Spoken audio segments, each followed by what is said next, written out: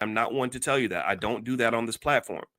What I am saying is that they need to stop with the intimidation tactics. They need to stop with the scare tactics. They need to stop telling you that if you don't vote for me, then you ain't black. They need to stop telling you that if you don't vote for us, you're gonna die. In fact, let me lay something out. I said this on my Twitter. My Twitter is Dr. Boyce Watkins 1, Dr. Boyce Watkins and the number 1. Feel free to follow. Please follow. I'm actually begging you to follow me on Twitter because I like having intelligent people on my Twitter feed. I get tired of just I'm not gonna. Some people I just won't even debate with. I just won't because if you come with stupid energy, I ain't got time for you. So I'd rather have intelligent people around that will explore new ideas. But let me lay something out. I mentioned this on Twitter. No black person has ever voted for a Democrat. No African American in history has ever voted for a Democrat. Let me say it again. No African American person has ever voted for a Democrat. Now, we think black people vote for Democrats, but you're really not voting for a Democrat. The way these elections are structured, you're never voting for the Democrat. You're voting against the Republican. That's what you're doing. I want y'all to really, this is for people that want to think critically about this. I want you to do a critical analysis one day and pay a close attention to how they convince you to vote for them. They never say, hey, vote for us. This is our track record. They don't give you their track record because they ain't really got one.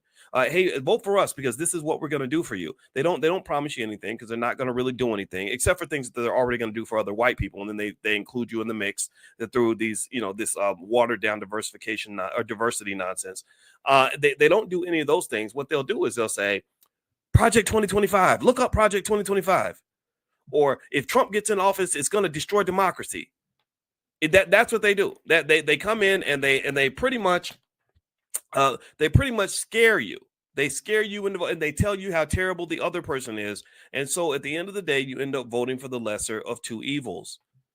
And what I find really fascinating is, especially I'm really confused by our friends who are in the black church. I love the black church. I stand up for the black church on a regular basis. I don't let people beat up on the black church because I think the black church, theoretically, when it's done right, is one of the greatest institutions in America. I really believe that for churches that are really trying to be progressive and strong in a meaningful way. Now, churches that are trying to be trendy and in there doing all kinds of crazy stuff, I don't understand you as much. But for the churches that are really understanding the role and the function that a church can play in the community, I really have a lot of admiration for that. But one of the things that confuses me about the church is that I don't think most churches are really trying to worship God. I don't think most black churches nor most black pastors are really worshiping God. I think most black churches are worshiping the Democratic Party because the Democratic Party is the only institution. Pay attention now. The Democratic Party is the only institution that can convince you to quickly and immediately support policies that deviate from God.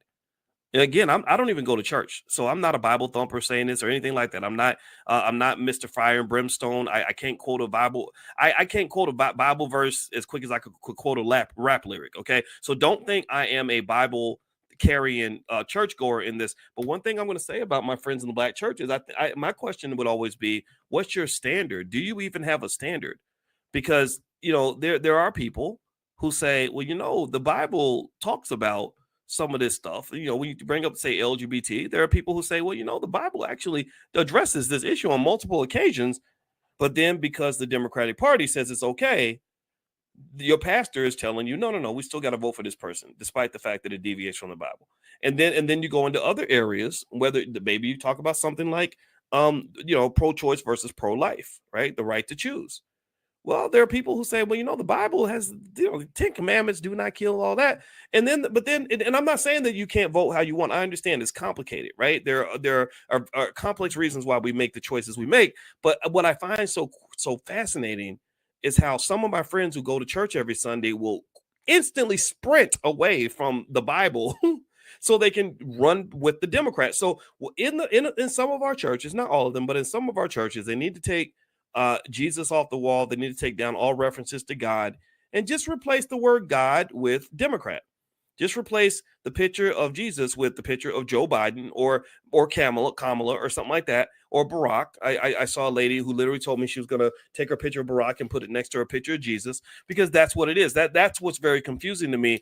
And what I don't understand, here's what I have an issue with. I don't have an issue with my friends in the church who vote for the Democrats. I understand why you do that. What I have an issue with is why you don't understand why someone else sitting next to you in church might say, I want to be a Republican, or I want to be independent. I see, that's my thing. It's not about what you do. I don't have a problem with what you do. Give me a guess if you understand. I'm not here to judge anybody's choice. Can we agree on that? Because I want to make sure I make this point clear, because it gets misinterpreted all the time. People run around. Dr. Boyce is telling everybody to become Republicans. Dr. Boyce is telling people not to vote. Give me a yes if you understand that I'm doing neither one of these things right now. Give me a yes if we can agree. And we don't agree, then I can keep on hammering my point home. I want to make sure that's clear. Okay. What I'm saying is, I don't have an issue with the choice you make. I have an issue with your issue with the choices that other people make. I don't have an issue with the fact that you're choosing to go and follow along with whatever Kamala or Biden tells you to do. I understand why. I get it. What I have a problem with is when you turn to your cousin who says, "Nah, you know what? I want to be a Republican," and you want to call him a sellout or a race traitor, when literally that is the pot calling the kettle black. I mean, if he wanted to turn around and call you a race traitor for riding Joe Biden's testicles and being up a Democrat's butt your whole entire life without asking any questions, he could do the same thing, but he's not doing that to you. So here's what I'm saying to you, and this is a simple idea, and I think we can agree on this point. You cannot debate me on this point. I want black people to just be free. That's it. I just want you to be free. I want you to be able to make whatever choice you make without anybody persecuting you for the decision that you make. So when I talk to my Democratic Party friends, I hear exactly what they're saying. I listen to them carefully. They tell me that they believe in the right to choose. I say, okay, that's your right. And then they tell me how they feel about Kamala being elected and how proud they are to see a woman of color in the White House. She's black. She's not African American, but she is black. So whatever. But she's not African American, like descendant of slavery African American. Those are two different things. But she is somebody you can relate to because she went to Howard. She knows she was in the step shows and all that. So she understands something about our culture. I get all that. I understand all that. What I also hear from my conservative friends is I hear my conservative friends who say, I'm not down for all this LGBT stuff because I believe in the Bible, and the Bible tells me that there are boundaries on behavior, that this is not something that's acceptable. I say, okay, I hear that.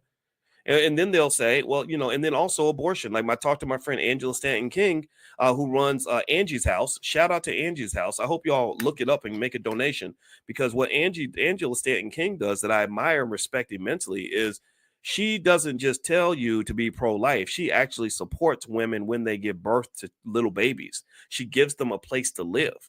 And I make donations regularly. Every month I make a donation to Angie's House, because in my head, I feel like I am one of those little children. I am one of those little big head boys walking around here 2-3 years old with a single mama or whatever. That was me. So I make donations because I respect what she's doing. Half y'all talk a lot of shit, but don't do anything. Don't support anything. Don't put any work in. Don't do anything for the community. But you got everything to say about what somebody else is and they ain't doing. And then also, what is really fascinating to me is, with all the priority we put on these elections, I simply do not understand why it becomes more important than what's happening in your own community. So one thing I'm gonna tell you straight up, point blank, period, I'm gonna reiterate this point to the day I die, is that I am not a Democrat. I'm not a Democrat. I